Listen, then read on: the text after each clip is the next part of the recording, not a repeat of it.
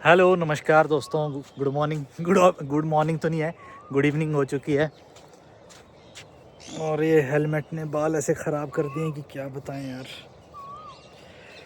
तो मेरे ख्याल से लड़कियां बहुत सही करती हैं कि हेलमेट पहनती नहीं है, उन्हें भी पता है बाल ख़राब हो जाएंगे।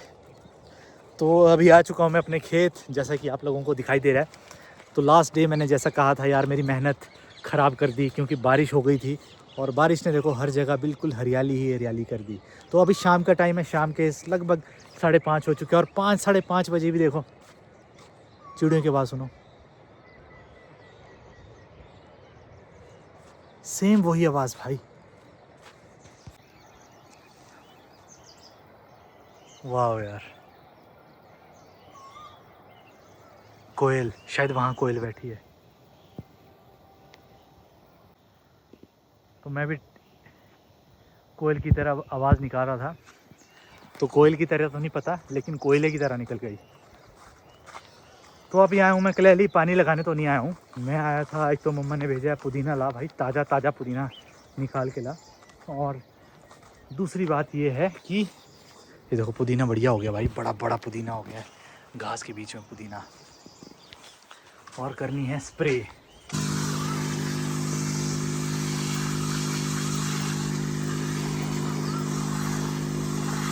तो ये है हमारा देसी पंप, छोटा सा पंप, और इसमें हो रही है दवाई तैयार। ये हम स्प्रे करने। तो यहाँ पे एक इम्पॉर्टेंट बात बता दूँ यार, जो हमारी हमने खुद लगाई हैं तो वो बिल्कुल ऑर्गेनिक होंगी। और इसमें जो पीछे दवाई है, इसमें कोई पेस्टिसाइड दूसरे वाला नहीं है, कोई केमिकल वाला। इसमें है नीम ऑयल। तभी जो उसका पाउडर था ना ऊपर रह जाता है, तो इसीलिए उसको थोड़ा सा शैम्पू के साथ डालना पड़ता है ताकि वो घुल जाए अच्छी तरह। तो चलिए अब करते हैं बंद गोभी को स्प्रे। लगभग 100 लीटर यूज़ कर चुका हूँ मैं।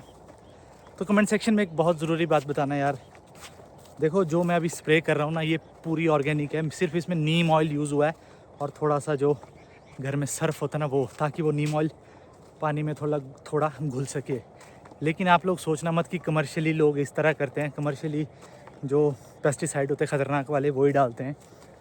और जितनी भी ये गोभी में मैं अभी स्प्रे कर रहा हूँ, इसमें ना कोई किसी तरह की खाद है, यूरिया डाली है या कुछ, प्योर ऑर्गेनिक। इधर गोबर ही है बस मैक्सिमम।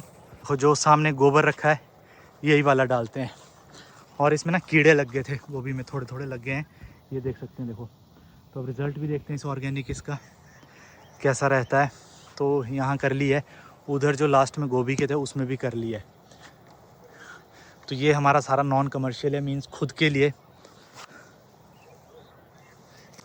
तो क्या लगता है आप लोगों को, सही है या गलत है? तो देखो इसमें किसानों को भी नहीं गलती, ना किसी को पड़ी है ना किसी की गलती। क्योंकि किसानों को चाहिए भाई, बहुत मेहनत होती है इस खेती में, बहुत ज़्यादा मेहनत करनी पड़ती है यार, और कड़ी धूप में करनी पड़ती है। उसके बाद भी अगर रेट वगैरह अच्छा ना मिले तो क्या फ़ायदा उन किसानों के लिए।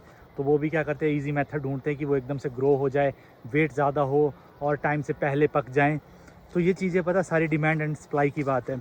अब आप ही बताओ कमेंट सेक्शन में एक बात, आप ऑर्गेनिक खाना चाहोगे कि इनऑर्गेनिक दवाइयों वाली खाना चाहोगे? तो कमेंट सेक्शन में ज़रूर बताना। लेकिन मान लो गोभी 30 रुपये दवाई वाली है और 50 रुपये ऑर्गेनिक है बिल्कुल, तो आप कौन सी चूज़ करोगे? तो ये है हमारी 100% ऑर्गेनिक अभी, ये जितनी भी आपको दिखाई दे रही है। तो फाइनली भाई हम हो चुके हैं फ्री स्प्रे करके गोभी में खासकर। तो बंद गोभी की स्प्रे हमारी कंप्लीट हो चुकी है, अब दवाई भी कुछ बचती नहीं है। तो ये चीज़ मैं कह रहा था कि देखो क्या हो गया ना, हमारे यहाँ ट्रेंड बन चुका है अब दूसरी वाली इनऑर्गेनिक खेती करने का। तो जो केमिकल खेती करने का ट्रेंड बन चुका है, जैसे मान लो अभी ये है, ये शिमला मिर्च है, अभी थोड़ी बड़े आराम से नेचुरली ग्रो हो रही है ना। इसमें अगर यूरिया डाल दूँ ना कल को, तो ये एकदम से जितनी है 2-4 दिन में डबल हो जाएगी ये। तो इसे कहते हैं केमिकल वाली खेती। लेकिन हम नहीं डालते क्योंकि मुझे जो पेड़ है, क्योंकि कोई भी चीज़ हो वो एकदम से ग्रो हो जाए ना, वो ऑब्वियसली क्वालिटी वाली नहीं होगी। तो अंधेरा हो गया आज यार यहीं पे।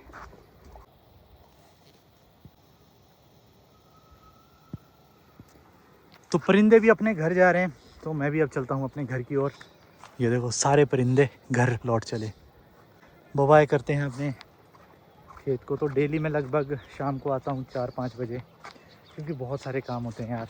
और जितनी भी है अभी खेत थे हमारे, ये वाले गोभी वाले हो गया, आलू है, नीचे गोभी हैं, तो अगर अभी स्प्रे नहीं करते तो ये जो कीड़े थे वो खा जाते, इसको पूरी तरह से खा जाते, तो कोई फ़ायदा नहीं था जो इतने टाइम से मेहनत की है। तभी यार किसानी बहुत मेहनत का काम है। ये तो वो है इनऑर्गेनिक वाली, तो ये थोड़ा केमिकल यूज़ हुआ है इनमें, स्प्रे वगैरह जो भाई ठेका लिया हुआ है वो ही करते हैं इसको, स्प्रे वगैरह सब कुछ। बाकी यहाँ पे भी अपना ऑर्गेनिक लगा है, तो काफ़ी बीच बीच में हमारा ऑर्गेनिक का खुद का लगा है, जितना हम मैनेज कर सकते हैं उतना। तो चलिए अब चलते हैं घर की ओर। तो फाइनली अपने खेत से वापस आ चुका हूँ मैं। अब दुकान में हूँ। दुकान में आजकल डेली का यही काम है कि हमें चूहादानी लगानी पड़ रही है, बिकॉज़ जैसे जैसे गर्मी बढ़ती है वैसे वैसे चूहे भी बढ़ते हैं, और वो इतनी तबाही मचाते हैं क्या बताएं। तो उस चीज़ के लिए जो आपके राशन की दुकान है उसमें सबसे ज़्यादा दिक्कत यही होती है चूहों की। अब जहाँ खाना वहाँ चूहे। मन तो करता मुझे कि उनको सूली पे लटका के फांसी दे दूँ, बट फिर सोचता हूँ कि फालतू में क्या पाप लेने यार। फिर क्या करते हैं हम, इसमें बांध देते हैं घी से चुपड़ी हुई रोटी, और फिर फेंक देते हैं नीचे दूर कहीं ले जाके। साढ़े कई बार तो ऐसा होता है चूहे भी वापस आ जाते हैं। अगर 150 मीटर के दायरे में फेंकोगे आप तो वो चूहे वापस आएंगे आपकी शॉप में, इसलिए थोड़ा 100-150 मीटर दूर फेंकना पड़ता है। तो चलिए अब लगाते हैं इनको चारा। ये देखो पकड़ा गया।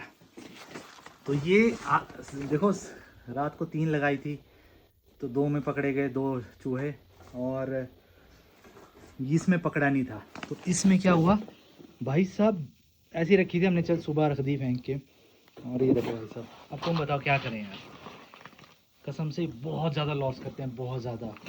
मतलब इन चूहों के साथ तो मैंने वैसे मांडोली भी की थी एक बार। मैंने कहा था इनको यार ऐसा करो, तुम्हारे लिए महीने का मैं एक तोड़ा रख देता हूँ, तुम खाते रहो उसको, और फिर तुम अपने रास्ते हम अपने रास्ते, कोई बात नहीं, मैं पाल लेंगे हम इन्हें। बट ये क्या करते हैं पता है, फॉर एन एग्जाम्पल यहाँ देखो, ये चावल का तोड़ा कितना हाइट पे है, इसके ऊपर भी चढ़ा हुआ है।